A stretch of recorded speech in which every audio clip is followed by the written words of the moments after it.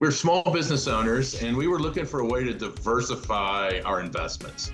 You took us to neighborhoods that were not on our radar, that we'd never heard of. In the US, we're used to having somebody who is solely our representative. I don't know about other countries, but in the US, we're used to that. And so that was one of the biggest surprises. And I've sold in America not too long ago, and I was shocked how quickly the process goes. And I was like, oh, it really does go that quickly.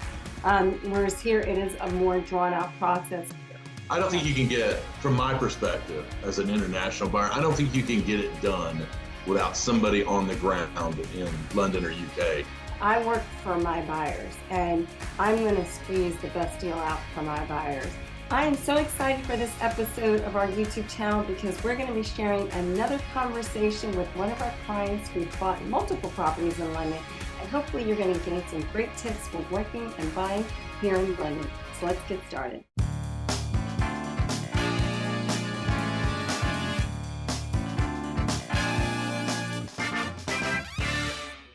Hi everyone, Ugo Arinzeh here with another episode of my YouTube channel. Thanks so much for joining me. I'm so excited because I've got one of my favorite clients who've agreed to come on this video. We're going to talk a bit about their buying experience and what it takes to invest as an international investor and owning properties abroad. So welcome, Erich and Karen Landis. They are based in Pittsburgh, Pennsylvania. And I'm excited to have you on the channel. Good to be here. Good to see you again. Good to see you again. We've met up a couple of times over the last 4 years, not just from buying a property, but when I've been in DC, we've happened to meet up when you've been over here. So good to see you in Zoom land, as I like to say. So welcome. So let's dive in. Erich and Karen, first of all, can you tell us a little bit about your background and what led you to consider buying internationally, particularly in London? We're small business owners and we were looking for a way to diversify our investments. So we had a lot in the stock market and this was pre-COVID. And so we had decided we wanted to do real estate. We had some in Pittsburgh. We wanted to branch out. Karen had been to London a few times on work. We had, as a family, we'd been a few times, and we said, you know, that looks like a good place to invest in. So that was kind of where things started. Perhaps a bit naive, but that's what we decided to do, and that's how we got going. We originally, pre-Ugo, pre-COVID, we flew over to London and we met with a seller's agent. Which we didn't really understand was a seller's agent at the time. Yeah, we were very naive. And when we saw 3 or 4 properties in a day, and it became very clear to us very quickly that we, with our level of knowledge of the UK buying real estate, we were never going to get a deal done. There was just too much new information and the process was just so new to us. So that night, we literally went back to the flat we were renting and just started Googling, how do you buy London real estate as an American? And then that kind of led us down a internet hole, and we ran across Ugo, and literally that night sent her an email saying, hey, we're here in London, we're interested in buying a place. And at that point, it was clear to us we can't do it by ourselves. Do you want to meet for coffee and talk this through? So I think you had watched several of her videos too, explanatory videos. So it explained a lot more. So we even knew a little bit of what we didn't know. Right. We watched them that night. I don't know how many you had up ago. We probably watched 6 or 8. And just the videos themselves taught us more than, anybody we had met at that point. So, and then you were very gracious, and I think we had coffee a day or 2 later, and the meeting went for like an hour and a half. And we dug into some details, and then we signed up and off we went. Yeah, thank you for that. And as you mentioned before we started recording, it does take you a bit down memory lane, because I remember then at some point, obviously, you decided to work. We decided to work together.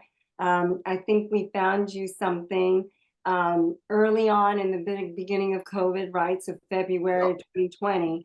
and had to journey through COVID and all those dynamics. But Yeah. at the end of the deal, or at the end of the day, we were able to take advantage of how the market had shifted, right? So it ended up being, I think, a phenomenal opportunity we were able to take advantage of, because you were still committed to making that purchase. So, Yeah. And I would say if I remember right, we were talking we stayed for a month, but we were still speaking with you on the phone when we were getting on the plane to come home. Right. When the financial issues shifted, and if we had not been working with you, we never would have happened, because we wouldn't have gotten back for several months. Right. We were all locked out. We were all locked out for a long time. Exactly. Yeah. So being here on the ground, we were able to take advantage of that. And then we subsequently rented that out for you and been looking after that property for you since. And I would love to mention also, then you decided to come back into the market a second time. And what kind of drove that? Yeah. Well, it worked well the first time. And we was still in COVID, or still not lockdowns, but it was still a mess. And we decided to go ahead and make a second purchase. And we never even saw that one. At that point, I'm flashing back. I think we looked at the first go around, we dedicated 3 days, and I think we looked at 8 or 10 flats a day, which is an enormous amount of work now that we understand the market more. And some of them were very quick visits. You walked in and you're in a minute later, you're like, no, this won't work. And we walked back out. But there was, you took us to neighborhoods that were not on our radar, that we'd never heard of. And we were able to talk about, demographics from an investment perspective, and also provided great counsel in, Erich and Karen, you may like this flat, but how is it going to rent as an investment property? And some of those very tangible, real decisions that you have to make that are not emotional, and just having a Sherpa or a counselor to help get through all that was very good. But the amount of work to go see 20 or 30 properties was amazing, and running all across the city to look at them. You did divide them up by neighborhood, so we didn't have to travel too much in a single day. But it was great. I mean, when we made our decision, we felt like we had as much information as we needed, and we made a great decision. And that was, we bought it like, say, 4 years ago. I think it's been empty 1 month in 4 years. I mean, it's not been empty much. So then we went for the second one. Right. Well, I think we spent so much time with you that we knew we could trust you with finding the right place. And if I remember right, there were probably about 5 or 6 that you went and looked at. And probably we couldn't have all, even if we'd have been in the UK, we might not have all been allowed in the place because of the COVID stuff. So the videos and the explanations, and we knew each other well enough that we felt like we had a pretty good handle on what it was. And then when we actually got to see it about 1.5 years later, it was nice. It was, Plus, I think, I don't know if people know this, but you also handled the renovation of parts of it. I actually, thank you for reminding me that. Yeah, that's another service we offer. And actually, I think one thing that's worth talking about is, and because I do remember this came up, is let's also diversify a little bit, right? Because we bought the first one in East London in that Old Street neighborhood. You mentioned, Eric, the demographics, and I think what we looked at was the economics, the demographics, the quality of tenants, and the demand relative to that area and its long-term potential. And then in the second property, we went completely back to a very classic staid Kensington neighborhood that you just will never go wrong, and it's just got that classic quintessential mansion block. So I love that. With those 2 purchases, you diversify from location, from type, but both have done remarkably well. And again, we were able to negotiate, take advantage of that, and find those good caliber tenants for you. Which again, I think that tenant's been in there since we put her. Put her in. She's the only tenant so far. I mean, that's probably been the only inconvenience, is that Karen and I thought that we would. What you thought? I thought we would have a gap between tenants so that we could go stay for a week or two, and that just has not happened. That's right. That's right. And but yeah, along the way, that property again did need some work, and we Yeah. had to Yes. organize some good contractors, also with the decorating experience we have and can bring to our clients. Did enough, and I remember part of that decision was to also virtually stage it and give us the maximum options. If we found the right tenant, then let's put the furniture in. So again, we weren't going to spend money that we didn't need to spend Yeah. until we found you that great tenant. So with that, and I think you've talked a little bit about this in terms of what's been surprising, but is there anything else as a final note that you might say to somebody who's thinking about investing in London, whether it's what is considerably different than the States, because you have bought and sold in America, and I know you own some properties there. Just kind of what those differences might be that people need to keep in mind. Well, the one being in the U.S., we're used to having somebody who is solely our representative. I don't know about other countries, but in the U.S., we're used to that. And so that was one of the biggest surprises. We also realized the process is totally different. Like the deal is not done until very close to the end, where in the United States, you sign a contract much earlier that would be very difficult to break. And you want somebody to shepherd that process through for you. We couldn't have done that at all. Also, I would say the other thing we were surprised at is how many different professional people we would need, that it would be difficult to find. I was just thinking about the lawyers and the accountants and the different people like that you need to do the closing. Financing. Yeah, the financing. We would have never found any of those folks without your help and your network. We ended up not using the financing, but we know the person to use if we ever do go that route. So I think those kinds of things are things we didn't even think about. I was a little surprised how many of those people we would have had to try to find on our own, and probably would have failed. Yeah, no, I love that you bring that up, because that is actually something worth noting again for international buyers. It's almost like when we find the property, that's just half the job, right? So it's Yes. not, again, I've sold in America not too long ago, and I was shocked how quickly the process goes. I was like, oh, it really does go that quickly. Whereas here it is a more drawn out process, and it's not legally binding till we get to exchange a contract, which is much further down the road. So that is why, again, it is so important to have those right partners who can progress the deal as quickly but thoroughly as possible, right? So that solicitor, your buyer solicitor, is such a critical role again. So we make sure we've got those right partners that we can refer, who work, the way we like to work and service our clients and are going to do a job. But surveyor, when it comes time to possibly doing the furnishing and everything else, to make sure that it's not just about buying the property, but it's delivering a great quality and investment.